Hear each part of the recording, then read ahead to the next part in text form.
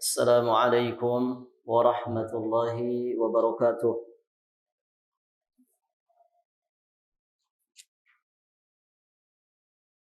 Innal hamdalillah usalli wa usallimu ala Rasulillah Muhammad ibn Abdullah wa ala alihi wa ashabihi wa mawalah. Asyhadu an la ilaha illallah wahdahu rabbi la syarika lah wa asyhadu anna Muhammadan abduhu wa rasuluh. Qala Allah Ta'ala fil Qur'anil Karim, يا أيها الذين آمنوا اتقوا الله حق تقاته ولا تموتن إلا وأنتم مسلمون. أما بعد فيا أيها الحاضرون اعلموا أرشدكم الله فإن أصدق الحديث كتاب الله وخير الهدي هدي محمد صلى الله عليه وآله وسلم. Allahumma 'allimna ma yanfa'una wanfa'na bima 'allamtana wazidna ilman. Para hadirin akhwat wa ummahat fillah rahimani wa rahimakumullah. Alhamdulillah, pada pagi hari ini insyaallah taala kita akan lanjutkan pembacaan kitab Fiqhus Sunnah lin Nisa wa ma yajibu an ta'rifahu kullu muslimatin min ahkam, karya Syekh Abu Malik Kamal bin As-Sayyid Salim hafizahullahu ta'ala wa ra'ah. Kita sekarang akan membahas tentang pembahasan melihat calon tunangan laki-laki. Ibu-ibu yang dirahmati Allah, tentu biasanya nazar itu adalah calon mempelai laki-laki melihat calon mempelai perempuan.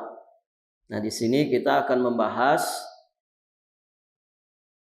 seorang perempuan, calon istri, dia melihat calon tunangan laki-laki. Baik.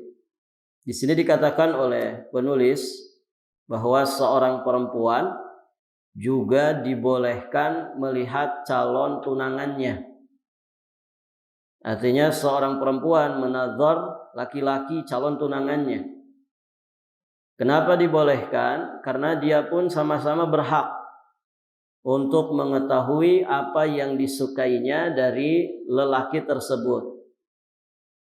Bahkan kata beliau di sini, bagi seorang perempuan hal itu lebih penting lagi. Artinya nazarnya seorang perempuan kepada laki-laki yang akan menjadi tunangannya itu lebih penting ya ketimbang nazarnya laki-laki ke perempuan. Kenapa demikian? Karena setelah menikah perempuan itu tidak berhak menceraikan suaminya. Artinya jangan sampai ada hal-hal yang nantinya disesali setelah berlangsungnya akdun nikah. Baik. Lantas kenapa tidak ada dalil yang memerintahkan perempuan secara tegas untuk melihat calon suaminya?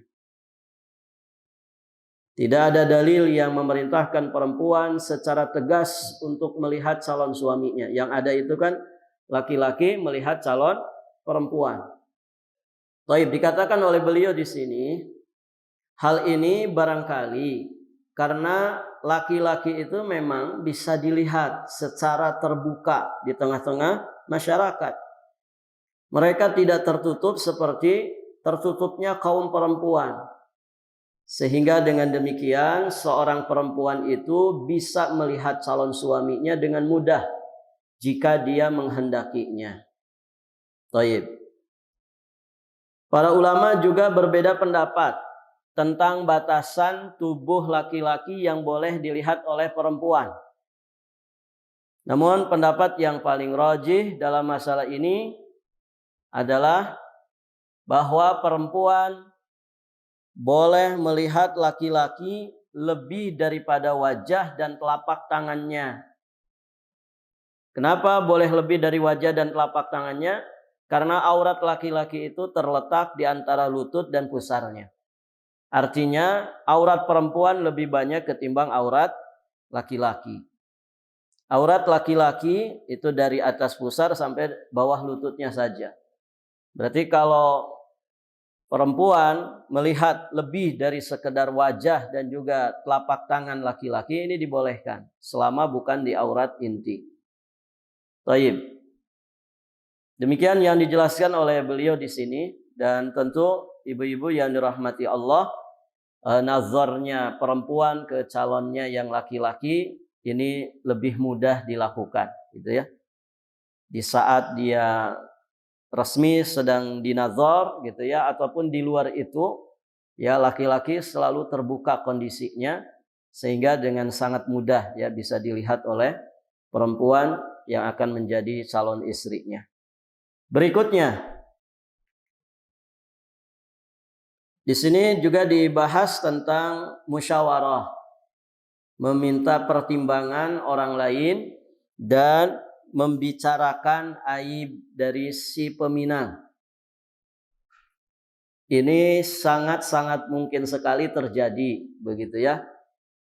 Dalam kondisi dua orang antara laki-laki dan perempuan yang kedua-duanya punya niat yang baik untuk melangsungkan pernikahan, maka tentu masing-masing dari kedua calon ini pasti akan mencari informasi ya tentang calonnya tersebut. Dan di saat ikhtiar mencari informasi itulah tentu ada hal-hal yang ditempuh, ya diantaranya adalah meminta pertimbangan orang lain, meminta pertimbangan orang tuanya, meminta pertimbangan ya mungkin wasilahnya atau macomblangnya dan lain sebagainya. Maka ibu-ibu yang dirahmati Allah, beliau di sini sampaikan kedua belah pihak dianjurkan untuk meminta pertimbangan kepada orang lain yang mengetahui tentang calon suami atau calon istrinya. Nah, orang yang dimintai pertimbangan itu, orang yang diajak musyawarah itu, ya maka dia harus menjawabnya dengan jujur. Ya tidak boleh ditutup-tutupi atau tidak boleh memberikan informasi yang tidak sesuai dengan fakta sebenarnya. Dia harus jujur menjawab ketika dimintai pertimbangan. Meskipun ya dia harus mengungkapkan keburukan orang lain dalam masalah ini. Taib. Nah, hal ini tidak termasuk ke dalam kategori ghibah yang terlarang. Selama apa? Selama dia itu berniat memberikan nasihat dan memberikan pertimbangan, bukan berniat untuk menjelek-jelekan. Artinya di saat kondisi seperti ini tentu berhajat ya orang itu untuk mengetahui si fulan atau si fulana. Maka orang yang menyampaikan informasi dia harus jujur, walaupun mungkin ada sebagian dari aib yang disampaikan. Dan niatkan di saat kita dimintai pertimbangan untuk itu, niatkan dalam rangka memberikan nasihat, dalam rangka memberikan informasi yang bermanfaat untuk orang yang mau menikah ini, baik di saat dia nanti akan melangsungkan ke tahap berikutnya ataupun nanti setelah dia berumah tangga. Begitu ya. Dan jangan berniat untuk menjelek-jelekan. Dan ibu-ibu yang dirahmati Allah, si orang yang akan menikah pun ketika mendapatkan informasi seperti itu, ya dia tentunya harus bijaksana. Ya, jangan sampai setelah itu diobral berita itu kemudian disampaikan kepada sembarangan orang. Tidak ya, hanya ruang lingkup mereka saja yang memang berhajat ya untuk meraih satu kebaikan dari pernikahan. Rasulullah Shallallahu Alaihi Wasallam sendiri pernah memberikan pertimbangan kepada Fatimah binti Qais tentang Abu Jaham dan juga tentang Muawiyah, sebagaimana yang pernah disampaikan riwayatnya di pembahasan terdahulu. Di mana Nabi Shallallahu Alaihi Wasallam ketika dimintai pertimbangan tentang Abu Jaham dan Muawiyah, beliau dengan sejujur-jujurnya mengatakan, Abu Jaham itu orang yang tidak pernah meletakkan tongkat dari pundaknya. Maksudnya ini karakter temperamen. Sedangkan Muawiyah itu orang yang miskin, tidak berharta. Ini disampaikan oleh Nabi. Taib. Dalam hadis yang lain Rasulullah Shallallahu Alaihi Wasallam juga bersabda, ad-dinun nasihah. Agama itu adalah nasihat. Maka mengungkapkan keburukan orang lain tentu saja hanya dibolehkan saat berhajat, saat dibutuhkan. Dan jika pertimbangan bisa diberikan tanpa merinci keburukan-keburukan tersebut, maka keburukan tersebut juga tidak perlu untuk disampaikan. Artinya sekadar dengan apa yang diinginkan dari informasi tentang orang yang akan menikah ini. Taib. Jadi ya sesuai dengan kadarnya. Yang dimintai informasi itu tentang apanya, ya sampaikan apa adanya. Kalau itu sudah cukup, ya jangan kemudian merinci, ya semuanya dirinci dari keburukan-keburukan orang yang akan dinikahi ini. Berikutnya, ibu-ibu yang dirahmati Allah, yang juga mesti menjadi perhatian untuk orang-orang yang akan menikah adalah melaksanakan salat istikharah sebelum pertunangan. Gitu ya. Jadi prosesnya nazar, setelah nazar musyawarah, meminta pertimbangan orang yang tahu tentang calonnya itu, baru setelah itu istikharah. Taib. Ibu-ibu yang dirahmati Allah, istikharah itu apa artinya? Istakhara yastakhiru istikharatan. Istikharah. Tahu kan salat istikharah, tahu ibu? Taib, istikharahnya sendiri apa artinya?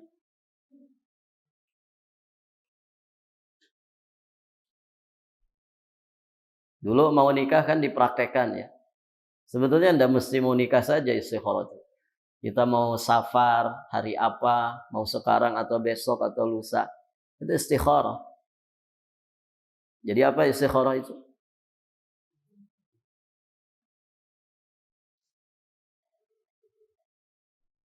Taib, istikharah itu meminta pilihan.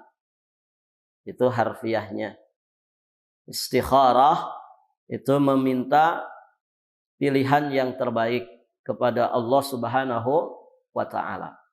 Begitu. Sebetulnya bukan untuk urusan nikah saja gitu. Ya, sebagian orang tahunya istikharah itu untuk urusan nikah saja. Untuk banyak hal-hal yang kita tidak bisa memastikan dengan sendirinya, ini saya milih yang mana gitu ya. Saya berangkat sekarang atau tidak. Bahkan urusan misalkan membeli sesuatu, ya. Ada orang jual tanah misalkan 1 hektar murah, mau dibeli atau tidak, istikharah gitu ya. Istikharah, meminta pilihan yang terbaik kepada Allah Subhanahu wa taala untuk jiwa dan raga kita, untuk lahir dan batin kita, untuk dunia, agama dan juga akhirat kita. Kita meminta pilihan terbaik dari Allah Subhanahu wa taala. Baik, ibu-ibu yang dirahmati Allah. Nah, terkait dengan pernikahan juga demikian ya. Salah satu perkara yang mesti diperhatikan dan selayaknya diamalkan, yakni melakukan salat istikharah sebelum pertunangan. Kedua belah pihak dianjurkan untuk melakukan salat istikharah dalam urusan pernikahan, termasuk tentang masing-masing calon pasangan. Termasuk juga terkait dengan waktu pernikahannya kapan. Jadi mintanya sama Allah, bukan sama dukun ya. Sebagian orang minta pertimbangan waktu untuk nikah itu ke dukun. Mbah, ini bagusnya hari apa? Begitu ya, tanggal berapa? Harinya Wage, Pahing, Pon, Kliwon ya, atau apa gitu ya. Jadi bukan ke dukun ya, minta pertimbangannya ke Allah Azza wa Jalla. kapan waktu nikahnya, bagaimana resepsinya, acaranya mau seperti apa, dan lain sebagainya.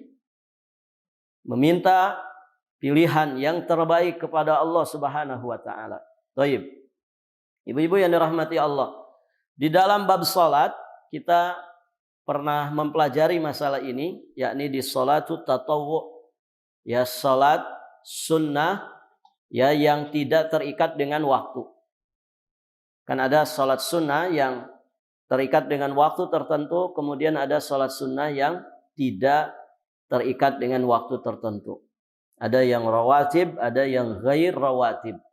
Artinya pembahasan ini sudah pernah dibahas di kitabus salat. Nah, di dalam pembahasan itu disebutkan hadis yang diriwayatkan oleh Jabir bin Abdullah radhiyallahu taala anhu bahwa Rasulullah sallallahu alaihi wasallam mengajarkan kepada para sahabat untuk melaksanakan salat istikharah dalam setiap perkara sebagaimana beliau mengajarkan sebuah surat di dalam Al-Qur'anul Karim. Rasulullah sallallahu alaihi wasallam bersabda, "Idza hamma ahadukum bil amri falyarka' rak'atain min ghairil fariidah, thumma liyaqul Allahumma inni astakhiruka bi'ilmika wa astaqdiruka biqudratika wa as'aluka min fadlikal 'azim fa innaka taqdiru wa la aqdir wa ta'lamu wa la a'lam wa anta 'allamul ghuyub.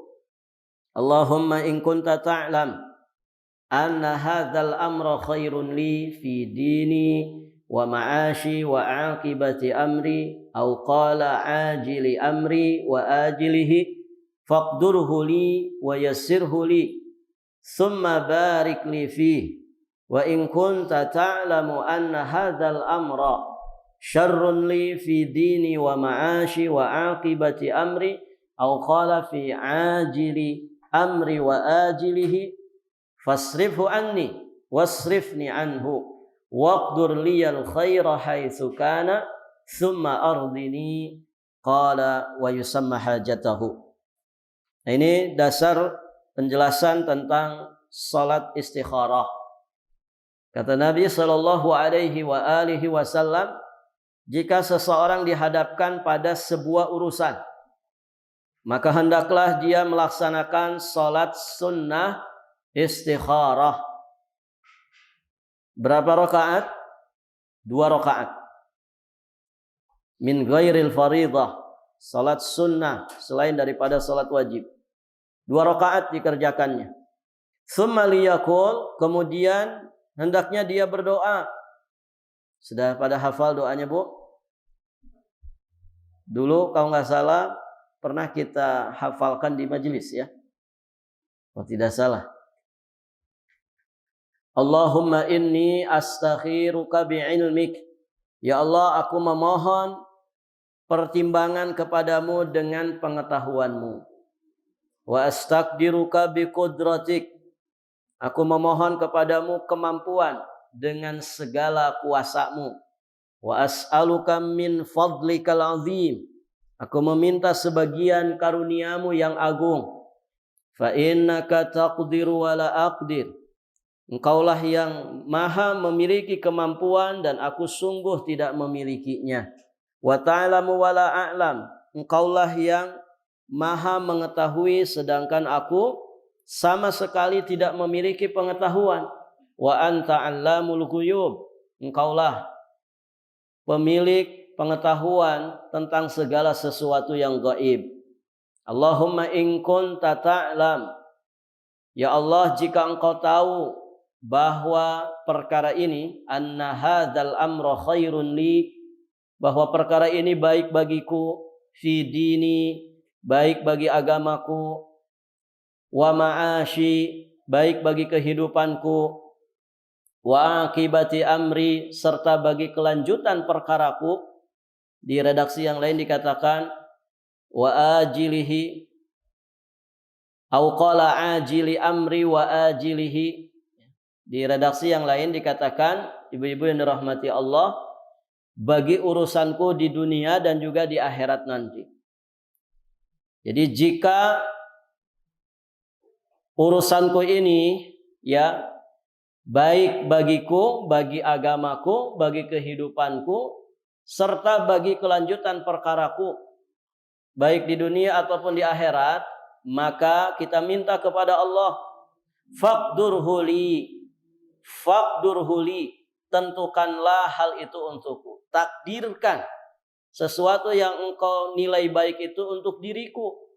Kemudian mudahkanlah aku ketika menjalaninya, lalu berkahilah aku dengannya. 3 ya permintaan kita. Jika apa yang akan kita lakukan, apa yang akan kita pilih itu baik bagi agama kita, bagi diri kita, bagi kehidupan ya setelah kehidupan dunia ini, maka kita minta kepada Allah, takdirkan dia untukku, kemudian mudahkan bagi diriku di saat menjalaninya. Kemudian satu lagi, kita minta diberkahi. Apa yang akan kita pilih, apa yang kita tempuh ini, semoga diberkahi Allah Subhanahu wa ta'ala. Itu. Kemudian kelanjutan doanya, wa in kunta ta'lam anna hadzal amra syarrun li. Dan jika engkau mengetahui bahwa perkara ini buruk bagiku, buruk bagi agamaku, buruk bagi kehidupanku, serta bagi kelanjutan perkaraku.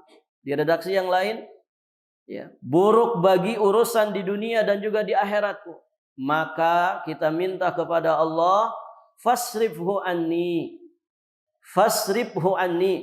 hindarkanlah dia dariku. Jangan kau takdirkan untuk diriku, hindarkan dia dariku dan hindarkanlah aku darinya.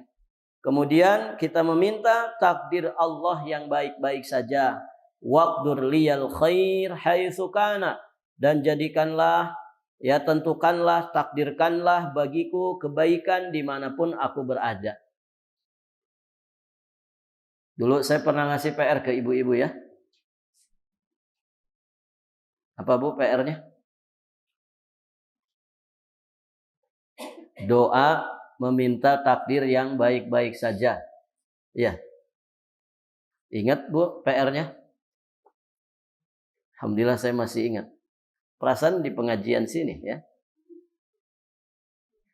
Doa meminta takdir yang baik-baik saja. Nah, di antaranya ini. Di antara doanya, waqdur liyal khair haitsu kana. Takdirkanlah untukku kebaikan dimanapun aku berada. Haitsu kuntu. Waqdur liyal khair haitsu kana. Kemudian ada lagi ya, doa selain ini yang panjang. Nah, salah satu poinnya adalah meminta kepada Allah Subhanahu wa taala supaya Allah itu menakdirkan takdir yang baik-baik saja untuk diri kita. Summa ardini, kemudian ridhoilah, jadikan aku ridho terhadap segala ketetapanmu. Qala wa yusammi hajatahu. Kemudian ibu-ibu yang dirahmati Allah, beliau berkata, hendaklah dia menyebutkan permintaannya. Jadi setelah mengucapkan doa ini, ya dia menyebutkan urusannya apa. Gitu ya. Boleh juga di tengah-tengah bacaan doanya. Allahumma in kunta ta'lam anna hadzal amra. Ya Allah, jika engkau mengetahui bahwa urusan ini, dia sebutkan urusannya apa. Jika engkau mengetahui bahwa urusan ini, yakni pernikahanku dengan si fulana, begitu ya, safarku ke satu tempat, ya, atau bisnisku ketika aku ingin membeli sesuatu atau menjual sesuatu. Sebutkan ya apa yang sedang dia akan jalani itu. Ya Allah, jika engkau mengetahui bahwasanya urusan ini, yakni pernikahanku dengan si fulana, itu adalah kebaikan bagi diriku, baik bagi diriku, bagi agamaku, bagi kehidupanku, bagi urusan kelanjutanku setelah itu, maka takdirkan dia untuk diriku. Kemudian mudahkan aku ketika menjalaninya dan berkahi. Sama di yang kedua juga demikian. Ya Allah, jika engkau mengetahui bahwa urusan ini, yakni pernikahanku dengan si fulana, itu buruk bagi diriku, bagi agamaku, bagi kehidupanku, bagi akibat kesudahanku setelah ini, maka palingkan aku darinya. Palingkan aku darinya, ya. Dan palingkan dia dari diriku. Kemudian jadikanlah aku ridho, ya, terhadap segala ketetapanmu. Nah, begitu ibu-ibu yang dirahmati Allah. Jadi ini doa istikharah yang selayaknya dipanjatkan kepada Allah Subhanahu wa taala ketika kita meminta pertimbangan Allah Subhanahu wa taala. Dan disinilah nilai-nilai keimanan, disinilah nilai-nilai ketauhidan seorang mukmin, seorang muslim. Jadi ketika dia berhajat untuk memilih sesuatu, mempertimbangkan sesuatu, yang jadi rujukannya hanyalah Allah Azza wa Jalla, ya, bukan selainnya. Taib. Jika Anda dilamar oleh seorang laki-laki, maka bacalah doa di atas setelah melaksanakan sholat sunnah apapun. Jadi ini bisa dibaca setelah melaksanakan sholat sunnah apapun.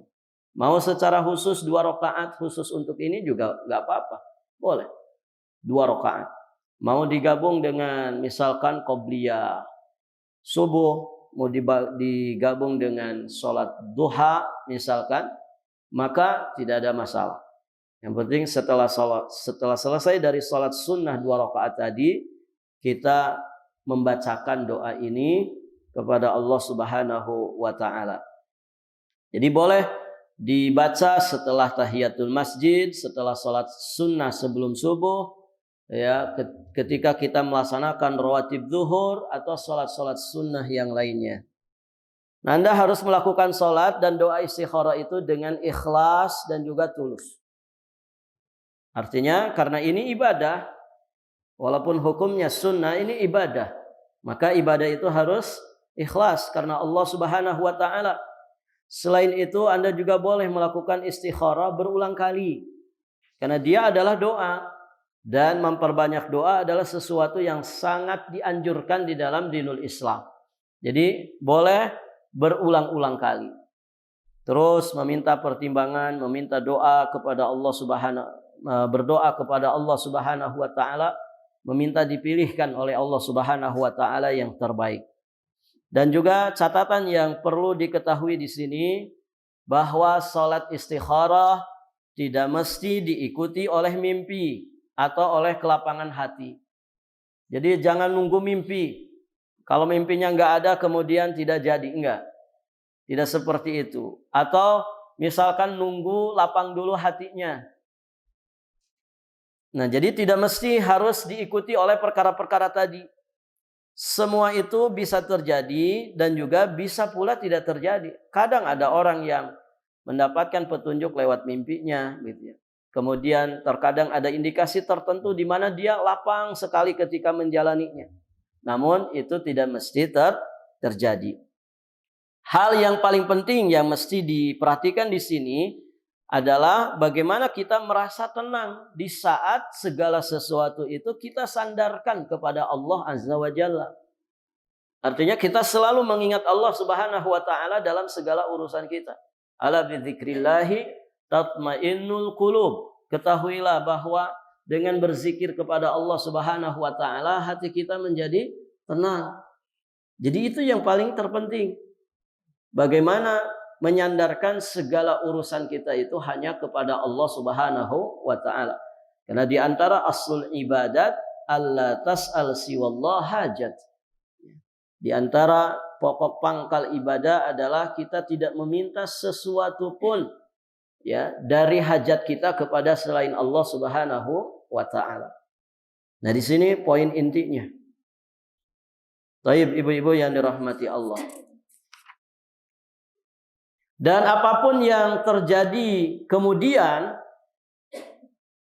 apapun yang terjadi setelah kita itu istikharah, setelah kita meminta pertimbangan kepada Allah Subhanahu wa taala, baik yang terjadi ini kita sukai ataupun tidak kita sukai, maka sesungguhnya itulah yang terbaik untuk kita insyaallah.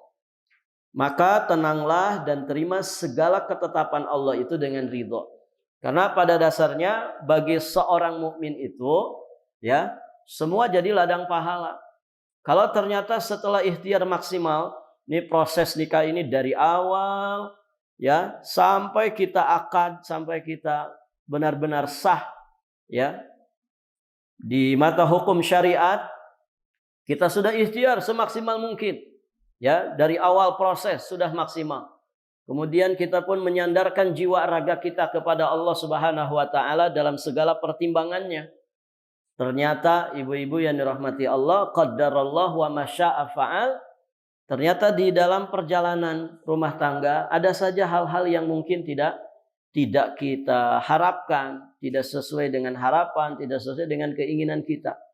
Maka seorang mukmin dia akan tenang ya ketika menghadapinya. Kemudian dia ridho dengan ketetapan Allah Subhanahu wa taala dan dia tidak terpuruk dengan itu. Ya, kalau memang seperti itu takdir Allah, maka itu kuasanya Allah, mau-maunya Allah. Tugas kita itu bagaimana kita bersikap dengan sikap yang benar, sikap yang diridhai Allah Subhanahu wa taala. Toh semua manusia dalam hidupnya selalu dihadapkan dengan beragam macam ujian. Tidak mesti yang menyenangkan terus, kan begitu ya. Dalam rumah tangga, ibu berapa kali bermasalah dalam rumah tangga? Tidak usah ngomong yang 10 tahun rumah tangga, 20 tahun. Ya. Saya pernah dicurhati oleh orang yang nikah baru 3 bulan. Gimana? Antum ada masalah nggak? Wah, Ustadz nggak kehitung. Baru 3 bulan. Bagaimana yang 30 tahun? Begitu ya. Artinya apa? Masalah itu selalu ada. Baik masalah dari diri kita sendiri mungkin. Masalah dari pasangan kita. Masalah dari pihak ketiga. Di luar kita. Kitanya baik-baik aja. Istri kita juga baik-baik saja. Tapi masalah itu kadang datang dari mertua. Kadang datang dari kedua orang tua. Kadang datang dari ipar. Kadang datang dari tetangga. Nasallallahu al-afwa wal afiyah wassalam. Ya, setiap orang akan menghadapi ujiannya masing-masing. Begitu ya. Dan bagi seorang mukmin semua jadi nilai kebaikan dan pahala di sisi Allah. Ya kan? Kata Nabi sallallahu alaihi wasallam, "Ajaban li amril mu'min, inna amrahu kullahu khair." Sungguh menakjubkan urusannya orang-orang beriman. Kenapa? Karena seluruh urusannya bernilai kebaikan dan pahala bagi dirinya. In asabathu sarra syakara fakana khairan lahu. Jika dia mendapatkan kelapangan, dia segera menyikapinya dengan syukur. Maka syukurnya itu adalah kebaikan yang berpahala untuk dirinya. Wa in asabathu dharra sabara. Apabila dia mendapatkan kesempitan, masalah, hambatan, ujian, rintangan, ya, maka dia segera menyikapinya dengan sabar. Dan sabar itu merupakan kebaikan yang berpahala bagi dirinya.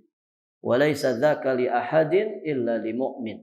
Yang demikian itu tidak dimiliki oleh seorang pun kecuali mereka yang beriman. Nah begitu, ibu-ibu yang dirahmati Allah. Jadi yang penting proses kita dari awal sudah baik, sesuai dengan petunjuk Allah dan juga Rasulnya. Kemudian tidak hanya ikhtiar yang maksimal, kita pun menggantungkan jiwa raga kita hanya kepada Allah, tawakal kepada Allah, diantaranya dengan istikharah tadi. Maka apapun yang terjadi setelah itu, insya Allah itu yang terbaik untuk diri kita. Baik. Ibu-ibu yang dirahmati Allah, pembahasan berikutnya. Di sini dibahas tentang melamar perempuan yang sudah dilamar lelaki lain. Ini juga poin penting, ya. Karena poin ini ketika tidak diindahkan, ini bisa merusak ukhuwah. Bisa merusak persaudaraan sesama mukmin, sesama muslim. Ibu yang dirahmati Allah, jika seorang laki-laki telah melamar seorang perempuan, maka tidak boleh ada lelaki lain yang melamarnya. Ini ada perempuan, sudah dikhitbah ini perempuan. Maka ibu-ibu yang dirahmati Allah, tidak boleh ada lelaki lain yang melamarnya sampai diketahui khitbahnya itu dibatalkan. Selama masih ada di pinangan saudara kita sesama muslim, kita tidak boleh nyerobot, gitu ya. Sama seperti kita tidak boleh menawar satu barang dagangan yang sedang ditawar oleh saudara kita. Nabi Shallallahu Alaihi Wasallam mengingatkan kita tentang masalah ini. Wala yakhtubur rajulu ala khitbati akhihi hatta yankiha aw yatruka. Dan seorang laki-laki tidak boleh melamar perempuan yang sudah dilamar oleh orang lain sehingga perempuan tersebut dinikahi atau ditinggalkan. Para ulama ijma, ya, mereka sepakat bahwa orang yang melakukan hal ini berarti dia telah melanggar perintah Allah dan juga Rasulnya. Ini berdosa, gitu ya. Tetapi jika ada orang yang melamar perempuan yang sedang bertunangan dengan orang lain, lalu keduanya menikah, bagaimanakah hukum pernikahan tersebut? Ini diperbincangkan di kalangan para ulama. Jadi ada si fulana sedang dilamar sama si A. Teman si A ini punya teman namanya si B, gitu ya. Tiba-tiba nyerobot, gitu ya. Tiba-tiba nyerobot. Ya, dia melamar padahal sedang di bawah lamaran si A. Si B ini nyerobot. Karena punya tampang mungkin mohon maaf lebih keren, begitu ya. Kemudian penghasilannya lebih besar, begitu ya. Kemudian si B ini juga dari turunan ningrat. Goyah itu hati si fulanah ini. Akhirnya apa ibu? Dia terima pinangan si B, padahal sedang dipinang oleh si A. Gitu ya. Ternyata ibu-ibu yang dirahmati Allah tidak tunggu lama-lama, kita langsung nikah saja, gitu ya. Ternyata si B dengan si fulana ini yang di bawah lamaran si A, akhirnya berang menikah. Nah, ini bagaimana hukumnya? Pernikahan si B dengan si fulana yang sedang dipinang sama si A ini. Hukumnya bagaimana?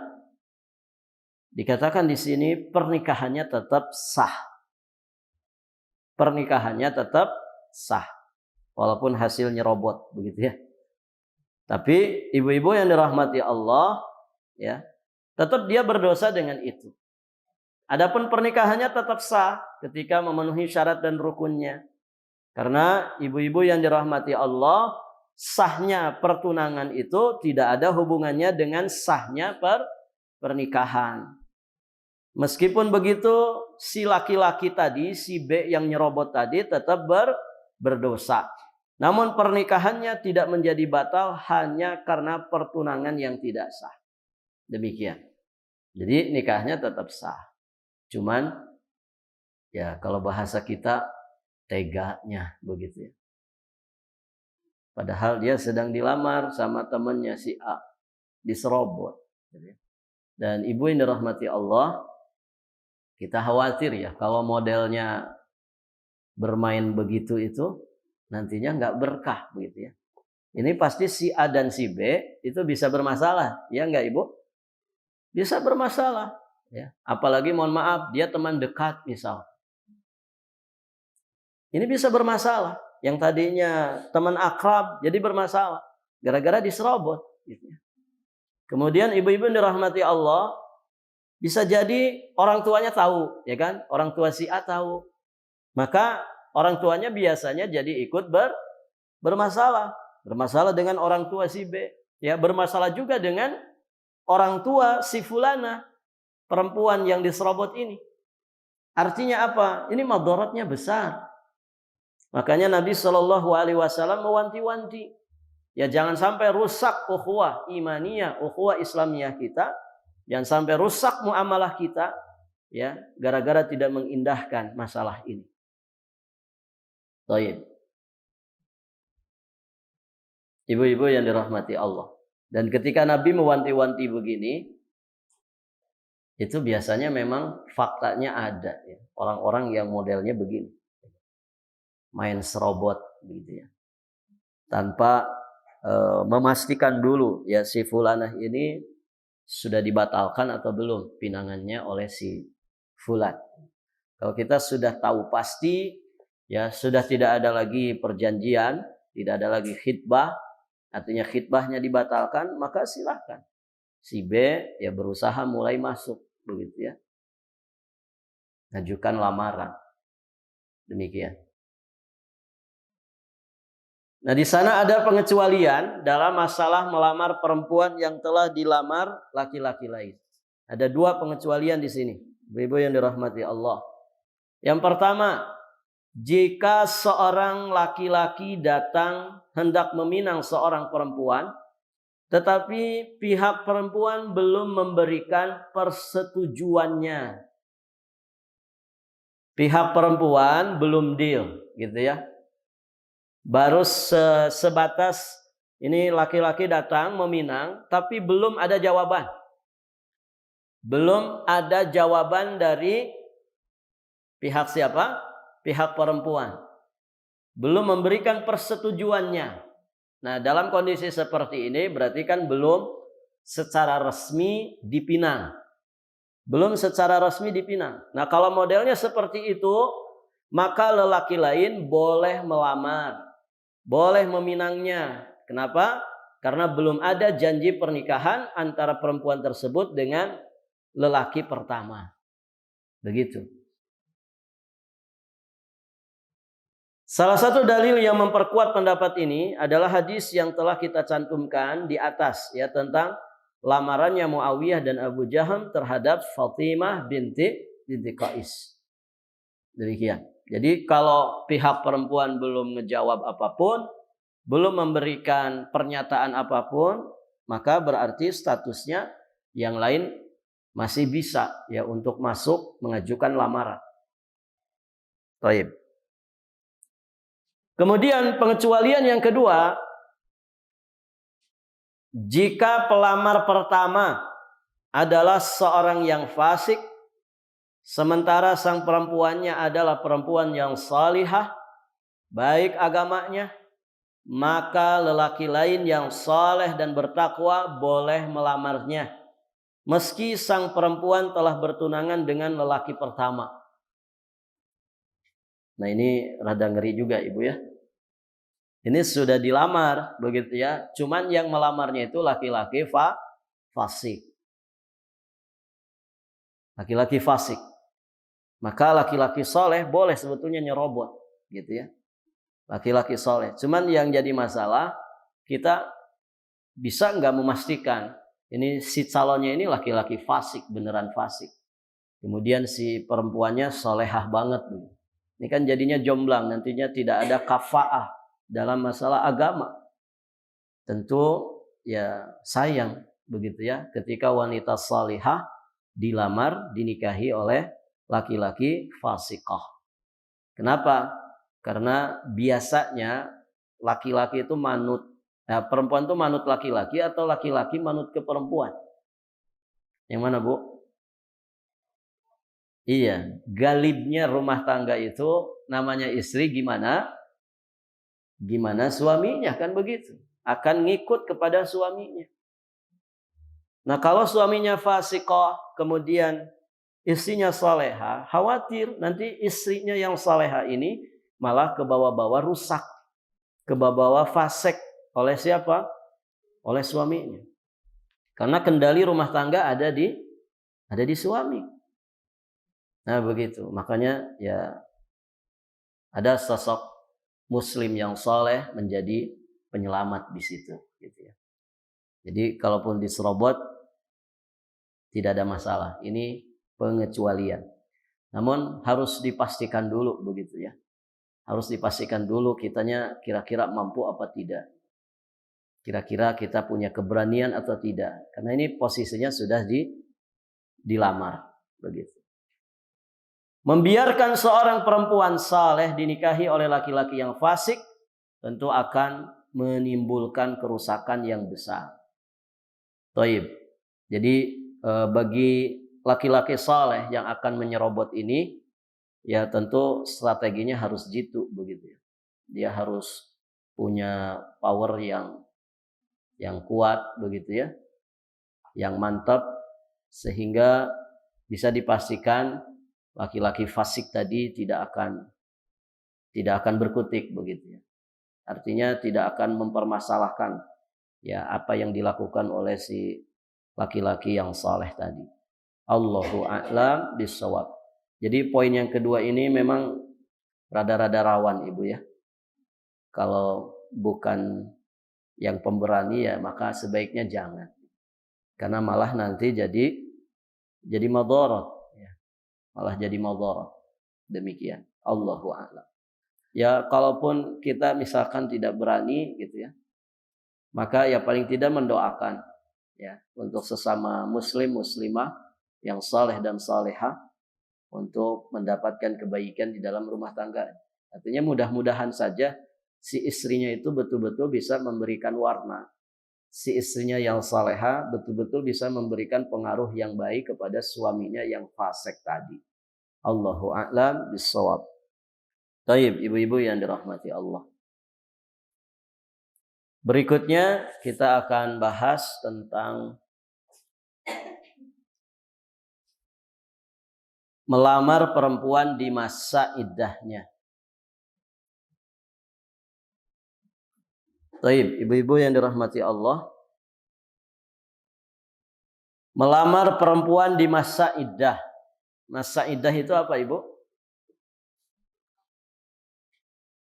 Iddah. Masa iddah itu masa penantian bagi seorang istri yang ditalak atau bagi seorang istri yang ditinggal mati oleh suaminya.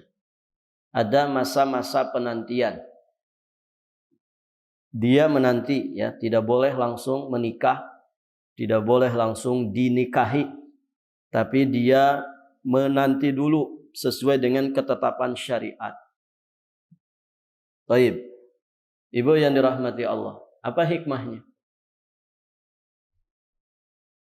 Hikmah masa iddah itu apa, Ibu?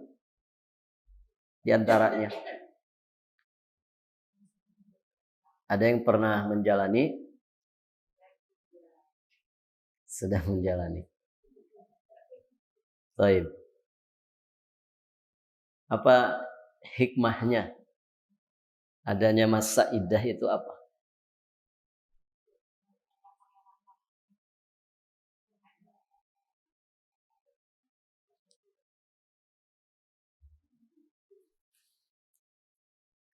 Yang sedang menjalani sok dijawab. Iya, menanti itu kan menunggu. Iddah itu masa-masa penantian. Apa hikmahnya? Di antara hikmahnya apa? Menunggu rujuk. Menunggu rujuk. Kalau ditinggal meninggal, nah bahasanya bukan menunggu rujuk ya. Kalau iddahnya itu karena ditalak roj'i, talak yang masih ada kemungkinan rujuk, yakni talak 1 kemudian talak 2. Ini talak roj'i namanya, talak yang masih ada kemungkinan rujuk ya. Nah, dengan adanya masa iddah, ibu-ibu yang dirahmati Allah, ini memberikan kesempatan kepada dua belah pihak untuk kemudian mempertimbangkan kembali perceraiannya. Sehingga mereka bisa meminta petunjuk kepada Allah, mereka bisa bermuhasabah, mereka bisa mempertimbangkan segala sesuatunya antara maslahat dan madaratnya, dan harapan besarnya tentu keduanya bisa kembali rujuk, begitu ya. Makanya dikasih waktu 3 kali quru. Ini waktu yang cukup panjang ya untuk kedua belah pihak saling memperbaiki diri, saling muhasabah, saling mempertimbangkan segala sesuatunya.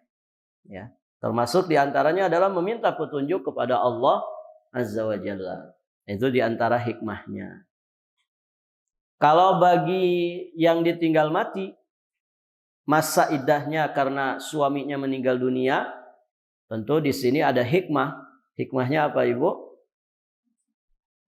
Untuk dia menenangkan dirinya dulu, begitu ya. Karena orang yang ditinggal mati oleh orang yang dicintainya tentu tidak mudah, begitu ya. Tidak mudah.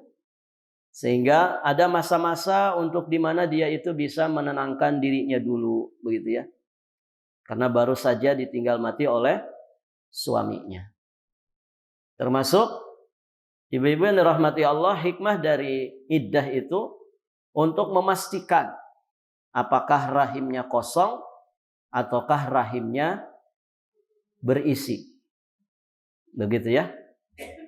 Coba kalau tidak ada masa iddah, misalkan ditalak minggu ini, minggu depannya sudah nikah lagi. Padahal si mantan suaminya sudah nyimpan saham di rahimnya, begitu kan? Kemudian nikah lagi, akhirnya kan bercampur. Nah ini nanti ibu-ibu yang dirahmati Allah akan sulit menentukan ini siapa bapaknya, begitu kan? Ketika nanti lahir anak, tidak bisa ya memastikan, bercampur ini mani. Siapa bapaknya, begitu kan? Nah ini tentu akan mengakibatkan rancuknya anak keturunan. Makanya ada istibra ya dengan iddah. Betul-betul memastikan dulu rahimnya apakah dia itu rahimnya kosong, bersih, ataukah rahimnya terisi. Nah kalau sudah 3 bulan kan nampak, kelihatan. Begitu ya. Baik, ibu-ibu yang dirahmati Allah. Itu diantara beberapa hikmah dari iddah. Adanya iddah di dalam syariat kita. Ibu yang dirahmati Allah, ini pembahasannya rada panjang. Kita bahas untuk kesempatan berikutnya saja. Insyaallah ta'ala biidnillahi ta'ala. Baik, sampai di sini. Semoga apa yang dibahas bermanfaat. Insyaallah ta'ala nanti kita lanjutkan di pertemuan berikutnya. Kita nanti akan membahas tentang melamar perempuan di masa iddahnya dengan beberapa rincian poin pembahasan. Barakallahu fikum. Akhiru da'wana alhamdulillahi rabbil alamin.